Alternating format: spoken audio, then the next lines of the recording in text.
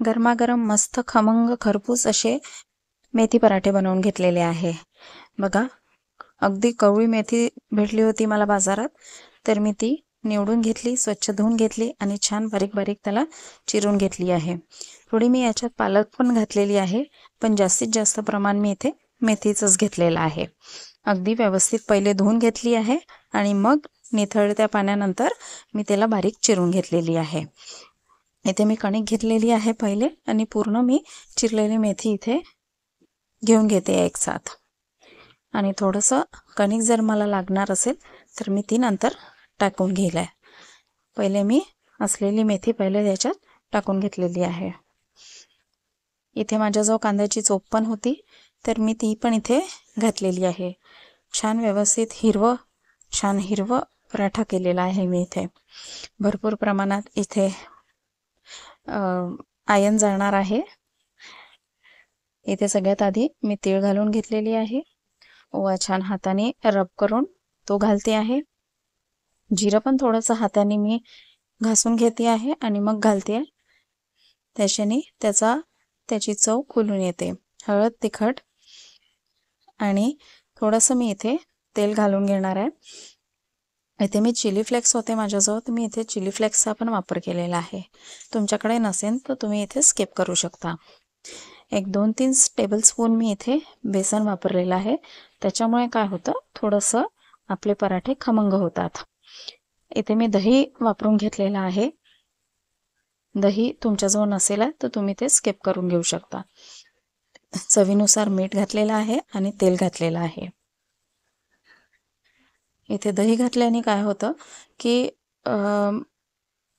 पुष्कळ वेळपर्यंत पराठा आपला मऊ राहतो, कडक पडत नाही, एकदम छान लुसलुशीत मऊ राहतो।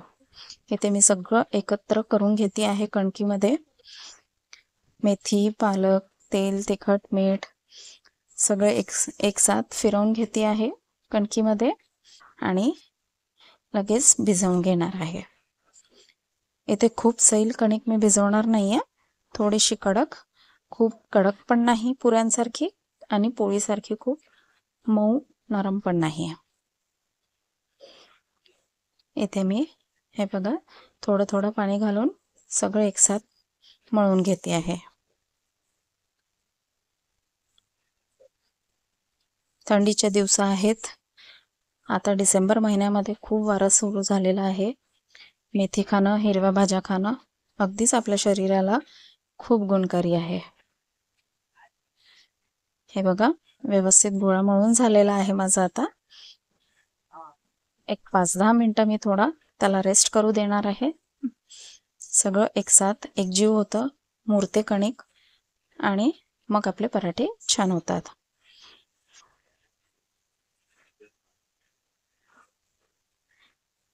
एक 5 ते 10 मिनिटं थांबू आपण आणि हे बघा कणिक मुरलेली आहे आणि मी लगेच इथे साधे पराठे करून घेते आहे। मी इथे ट्रायंगल, स्क्वेअर कुठलाच प्रकार करत नाही आहे, अगदी नेहमीचे गोल मी इथे शेपमध्ये करून घेते आहे।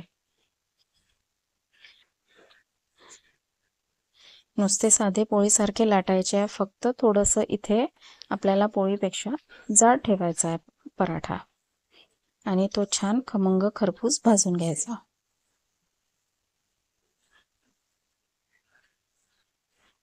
पोळीपेक्षा थोडासा मोठा आकार घेतलेला आहे मी पराठ्यांचा।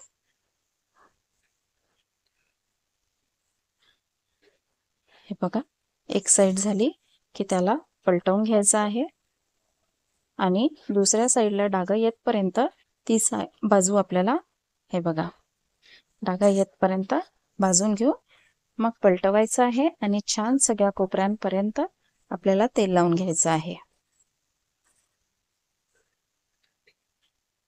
सगळीकडे व्यवस्थित तेल लावून घ्यायचं आणि त्याला पलटवून घ्यायचं आहे। दोन्ही साइडनी व्यवस्थित आपल्याला तेल लावून घ्यायचं आहे। बघा सराटाच्या साहाय्याने आपण त्याला दाबून दाबून, काठ दाबून त्याला व्यवस्थित भाजून घ्यायचं आहे, आलटून पलटून। बघा किती सुंदर खरपूस भाजला जातो आहे।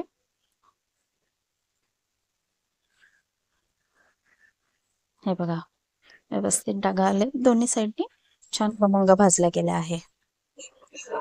दुसरा पण दाखवते मी भाजायला. बघा, तव्यावर डार्क व्हायला लागली साईड की तिला पलटवायची.